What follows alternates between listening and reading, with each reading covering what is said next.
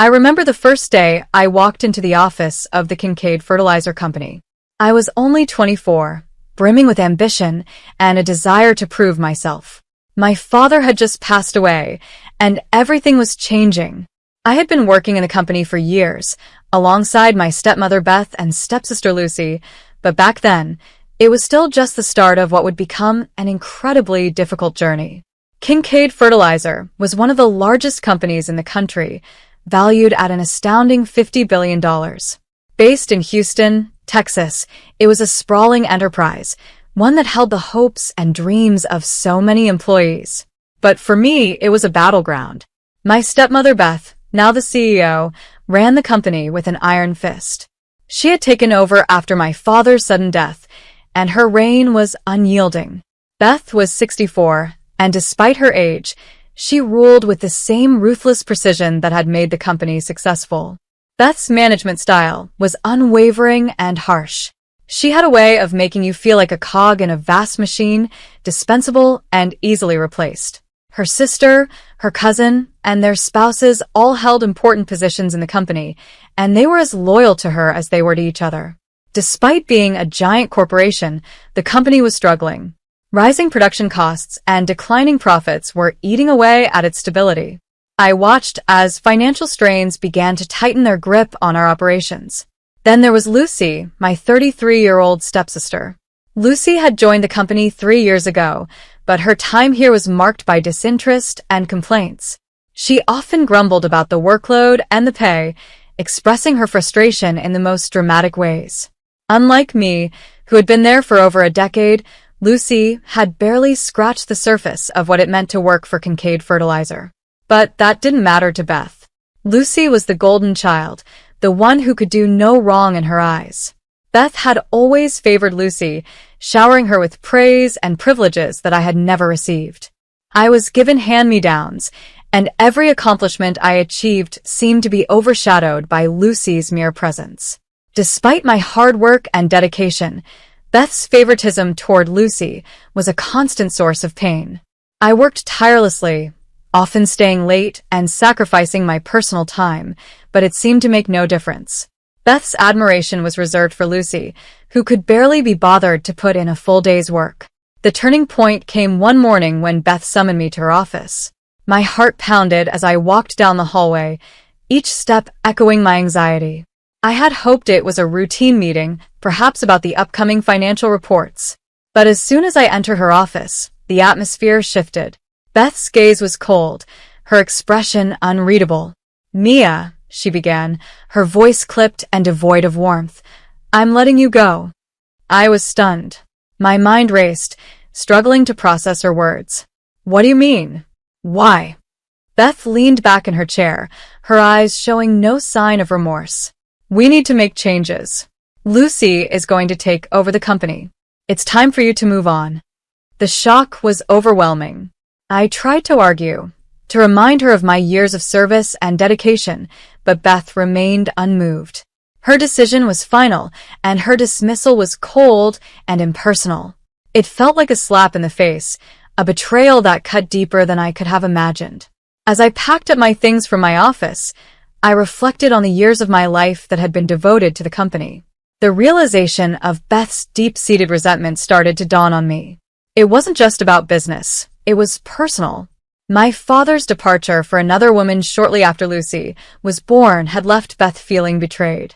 She had projected that anger onto me, the innocent bystander, using me as a target for her unresolved pain. My aunt, who worked in the company and was well-respected, expressed sympathy for my situation.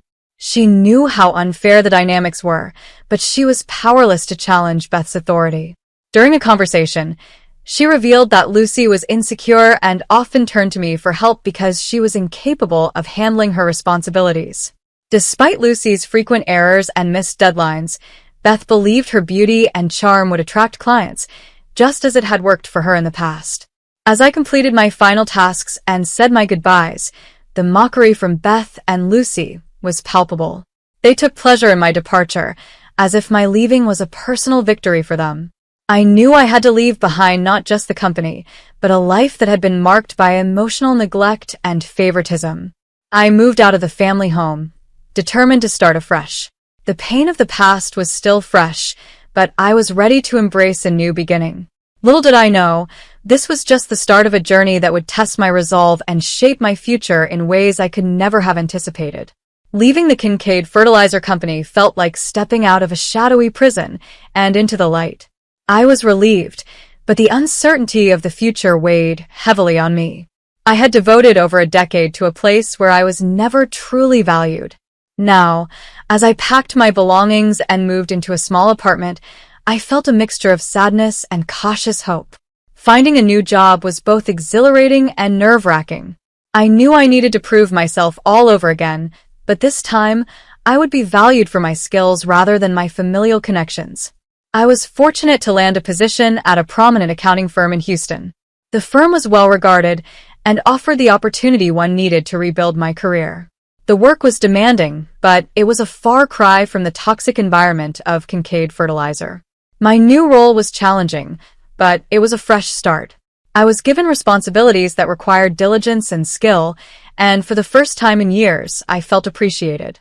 The firm's team was professional and supportive, an environment that fostered growth rather than stifling it. I threw myself into my work, eager to demonstrate my capabilities and prove that I was more than just the sum of my family's reputation. In addition to starting my new job, I enrolled in a correspondence course for tax accountants. It was a rigorous program, but I was determined to excel. The classes were a way to further my qualifications and open up new opportunities in my career.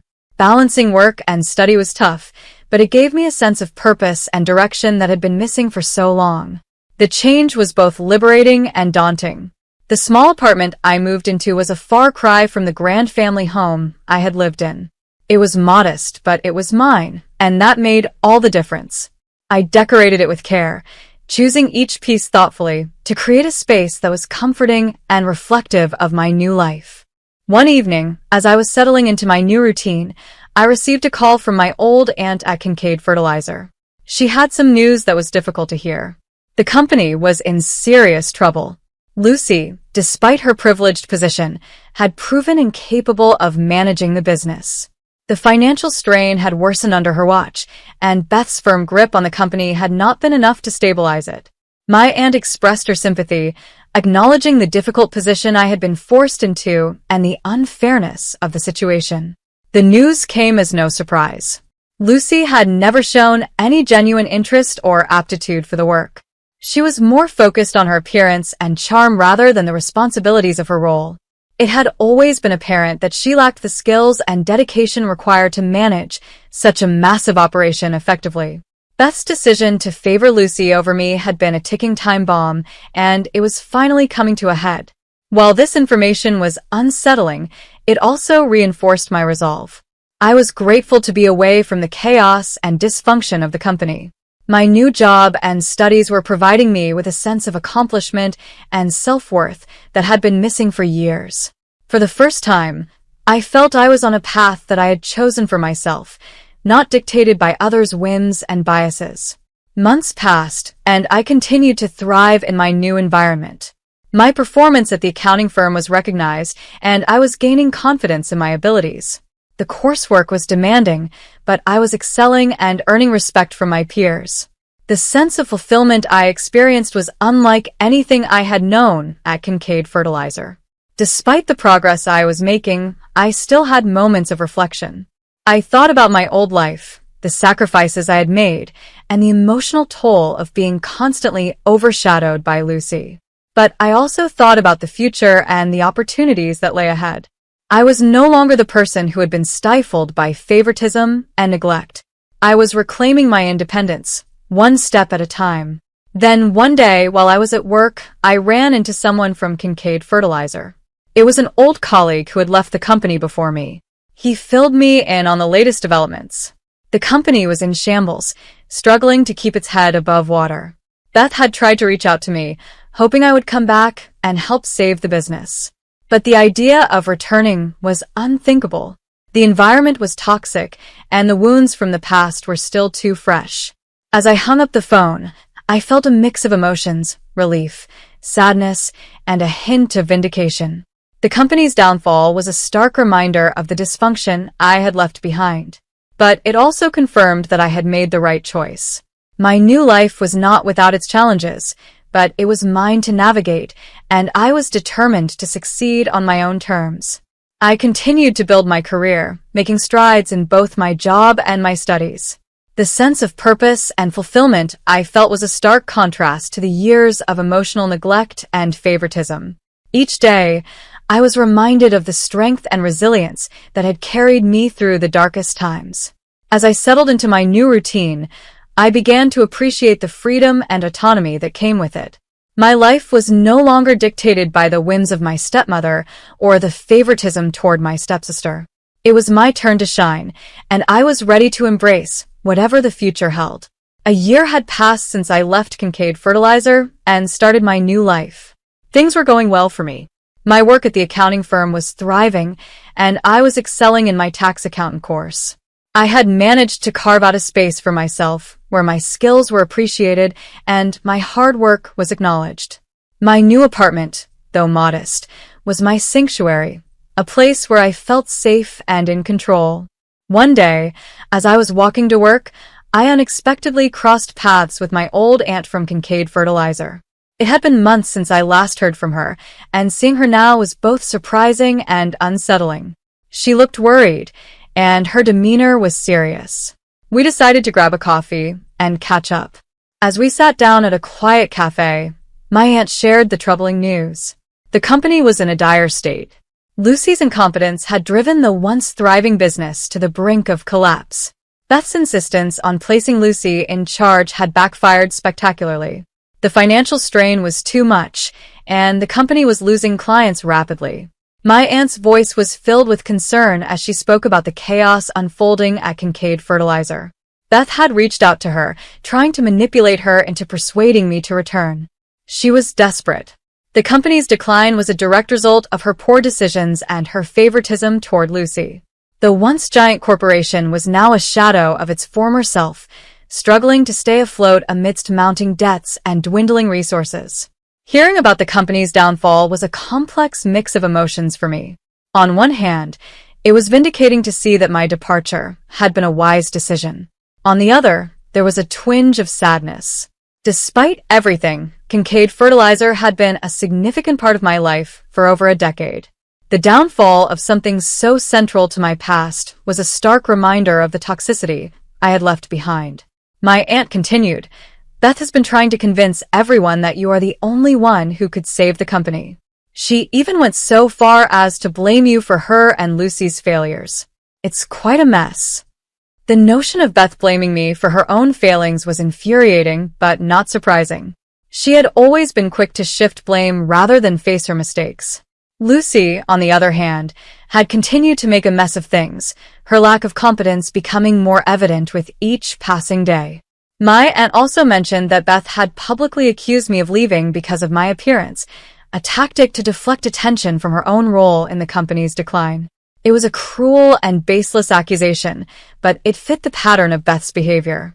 She had always been quick to criticize others to protect her own image. I could only imagine how she was spinning the narrative to absolve herself of responsibility. Over the following weeks, I noticed more news reports and social media posts about the downfall of Kincaid Fertilizer. The company's financial woes were now public knowledge.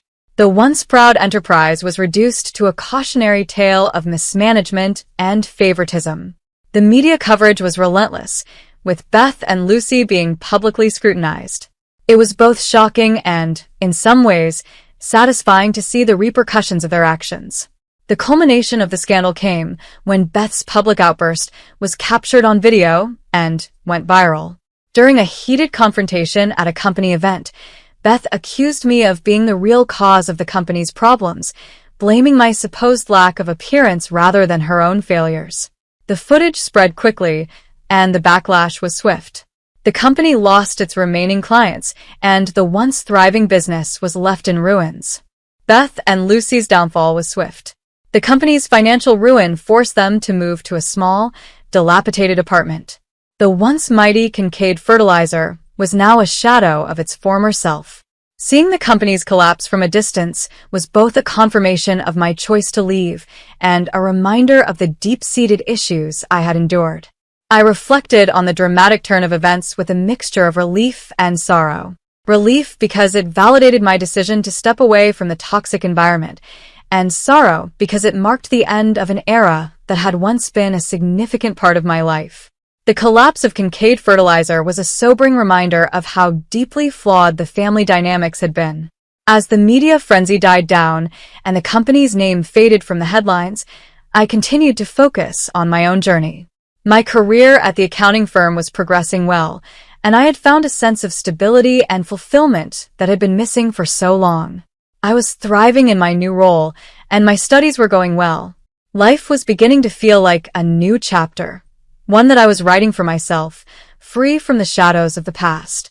The confrontation with my aunt and the subsequent news of Kincaid Fertilizer's downfall marked a turning point. It was the end of an era and the beginning of my own story, a story of independence, self-worth, and resilience. As I looked toward the future, I knew that I had made the right decision and that the path I was on was leading me toward a more fulfilling and authentic life. After the media storm had settled and the remnants of Kincaid Fertilizer had vanished from the news cycle, I found myself at a pivotal moment in my life. The chaos of my past was finally behind me, and I was ready to focus entirely on my future. My career was flourishing, and my personal life was beginning to take shape in ways I had never imagined. In the midst of this new chapter, I met Alex, a kind and supportive partner who understood the weight of my past and celebrated my achievements. Our relationship was a grounding force in my life, providing the emotional support I had longed for. Alex's encouragement and love were a stark contrast to the dismissive and toxic interactions I had grown accustomed to with my stepmother and stepsister. As the months went by, I continued to excel in my job and my coursework. My proficiency in tax accounting was quickly recognized, and I was promoted to a managerial position within the firm. It was the first time in my career that my contributions were acknowledged and rewarded in such a meaningful way. I felt a deep sense of accomplishment, knowing that my hard work was finally paying off. Then, one crisp autumn morning, I was in the middle of a meeting when I received a call from my old aunt. She was still at Kincaid Fertilizer and had been keeping an eye on how things were unfolding. Her voice was tinged with a mix of relief and worry. She informed me that Beth and Lucy were now living in a small, dilapidated apartment, struggling to make ends meet. The company's collapse had left them in financial ruin, and their lives had drastically changed from the opulence they once enjoyed. Hearing this news brought a complex swirl of emotions. Part of me felt vindicated, knowing that the consequences of their actions had finally caught up with them. Yet another part of me felt a deep sense of sadness for the lives that had been affected. The downfall of Kincaid Fertilizer was not just a corporate failure, it was a profound personal loss for those involved. Despite the turmoil surrounding my past, I continued to move forward.